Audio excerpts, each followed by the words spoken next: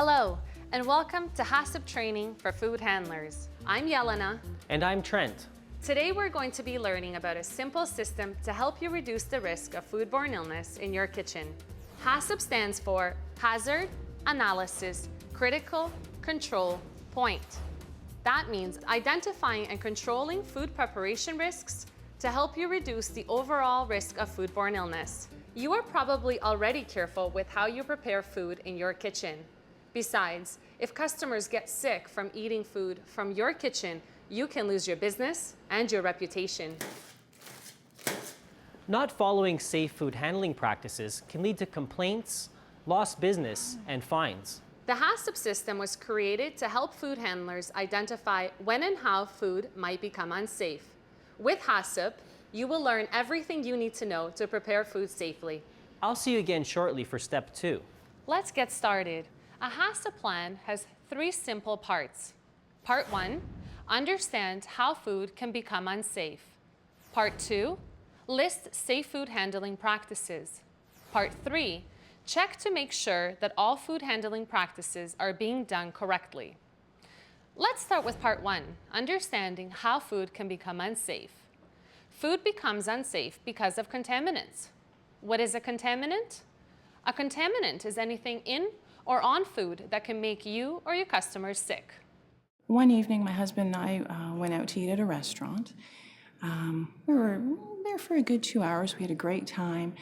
We came home, went to bed that night, and I'd say about 10 to 12 hours later, I started to feel nauseous. I was sweating, cramps in my stomach, to the point that I was bedridden for about a good 36 to 48 hours. And at the same time, I was actually breastfeeding my child, and I had to literally run to the washroom, vomit, diarrhea. I wouldn't wish that kind of sickness on anyone, and I was worried about breastfeeding my child, but she wouldn't take the bottle. So it was quite devastating, quite worrisome. Contaminants can be biological, such as bacteria, viruses, mold, or parasites. Or they can be physical objects, such as hair, glass, or bandages. Or they can be chemical, such as cleaning products or pesticides. Contaminants can come from other food, from dirty equipment, or from food handlers.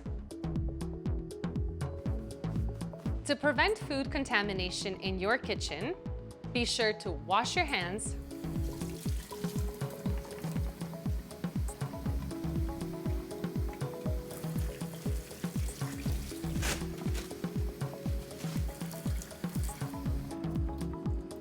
use clean and sanitized equipment,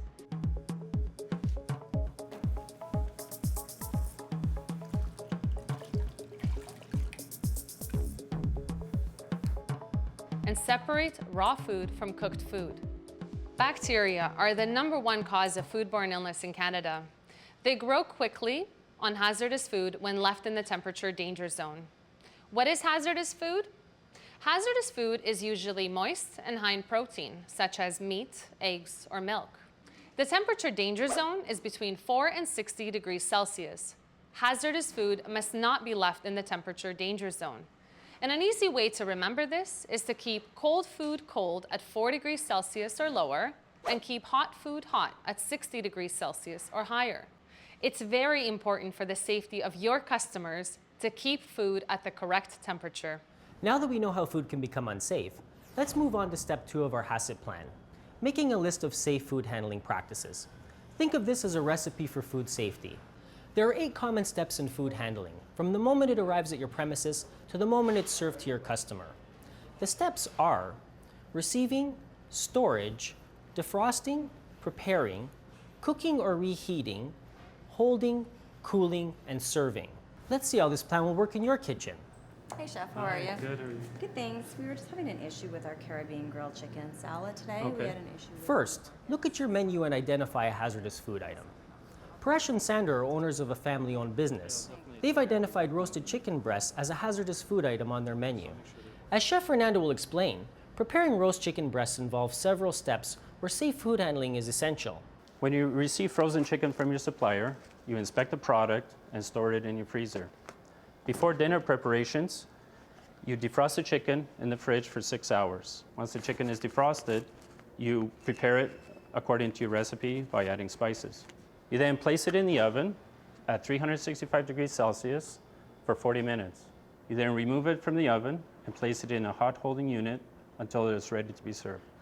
Now, let's review Chef Fernando's recipe for roast chicken breasts again, while paying close attention to safe food handling practices. When receiving the chicken, the employee makes sure it is at -18 degrees Celsius or colder, and it is from a government-inspected supplier. If there is no tag or if there is a concern about the safety of the food, the employee should notify his or her supervisor immediately. When storing the chicken, the employee places it in the freezer. The temperature of the freezer is checked every shift to make sure that it is at -18 degrees Celsius or colder. When defrosting the chicken, the employee uses one of the 3 following methods: ensuring that it's covered and placing it on the bottom rack of the refrigerator at 4 degrees Celsius, defrosting it under cold running water, or defrosting it in the microwave if it's going to be cooked immediately afterward. This is normally used for smaller portions. When preparing the chicken, the employee washes his or her hands before and after handling food. Also, all work surfaces, utensils, and equipment must be cleaned and sanitized before and after working with food. Remember, hazardous foods such as chicken cannot be in the temperature danger zone, which is between 4 degrees Celsius and 60 degrees Celsius, for more than 2 hours. After cooking the chicken, the employee inserts a probe thermometer to ensure that it is cooked to 74 degrees Celsius or hotter. The thermometer must read 74 degrees Celsius or hotter for at least 15 seconds. If we were preparing this chicken the day before serving, the chicken would need to be immediately cooled to keep it out of the temperature danger zone. Remember that hazardous food grow bacteria quickly in the temperature danger zone, and bacteria is the #1 cause of foodborne illness. Today we are using the hot holding step because we'll be serving the chicken in a few minutes. When hot holding, the employee places the cooked chicken into a hot holding unit. The temperature would be checked every 2 hours to make sure it is at 60 degrees Celsius or hotter. When serving food to your customers, make sure that dishes, table surfaces, and utensils are cleaned and sanitized. Also, hold plates by the bottom or edges, and hold cups or glasses near the bottom or by the stem. Now we know how the roasted chicken is prepared using safe food handling practices. In part 3 of our HACCP plan, we check to make sure that safe food handling practices are being done correctly. Choose a staff member to be responsible for every step. Keep records and check them often to make sure that food is handled correctly. An example of a record is a temperature control log sheet that's used to make sure food is handled at the correct temperatures. And that's HACCP. By creating a HACCP plan and using safe food handling practices in your kitchen, you can reduce the risk of foodborne illness. Remember the 3 parts of the HACCP plan. Part 1, understand how food can become unsafe. Part 2, list safe food handling practices. Part 3, check to make sure safe food handling practices are being done properly. Hi, Walter. Hi, how are you? Good. So, here you go. You and your staff are doing a great job with your HACCP plan. Great Thank job, you. guys. Thank you. By following a HACCP plan, you can protect your customers and prepare food the safe way every time. For more information, visit our website at peelregion.ca/food safety or call Region of Peel Public Health at 905-799-7700. Thank you for watching.